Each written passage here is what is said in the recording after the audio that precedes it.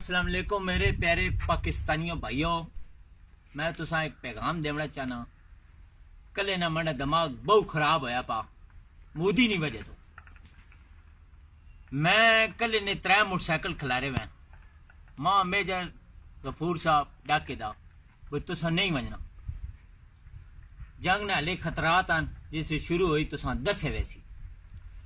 मैं मोदी नी माऊगा कब्जे च रखे वा।